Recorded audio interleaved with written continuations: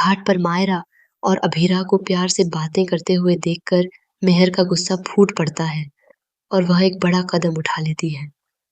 जी हाँ दोस्तों, कहानी के अगले पड़ाव में हमें देखने को मिलता है कि जब मायरा अभीरा को बात करने के लिए घाट पर अकेले बुलाती है, तो अभीरा बहुत ज़्यादा खुश हो जाती है क्योंकि उसे लगता है कि मायरा ने उसे माफ़ करने के लिए बुलाया है। लेकिन उसे नहीं पता कि आगे क्या होने वाला है। जब अभीरा और मायरा आमने-सामने होते हैं, तो अभीरा के आंसू रुकने का नाम नहीं लेते।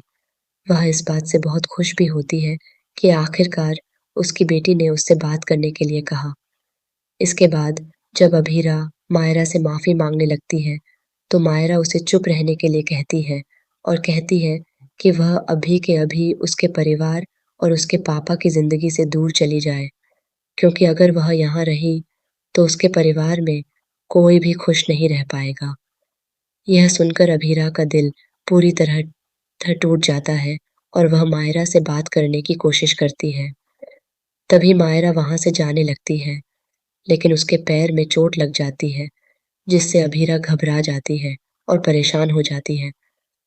जब वह मायरा के पैर की चोट को ठीक करने की कोशिश करती है, तो मायरा का दिल पिघलने लगता है और उसे अपनी पुरानी माँ यानी अभीरा याद आने लगती है।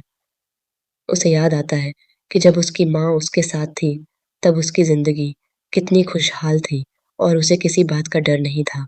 इसी वजह से मायरा रोने लगती है, लेकिन मायरा को रोते हुए देखकर अभीरा उसे प्यार से चुप कराती है और अपनी गोद में सुला लेती है। इसके बाद मायरा महसूस करती है कि उसे कितने सालों बाद सुकून भरी नींद आई है, जिससे वह खुश भी होती है।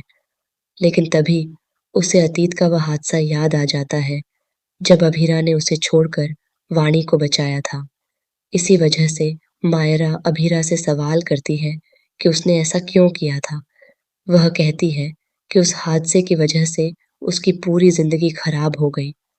वे अभीरा मायरा को पूरा सच बताने वाली है, लेकिन क्या मायरा अभीरा की बात समझकर उसे माफ़ कर देगी या फिर कहानी में कोई नया मोड़ आएगा?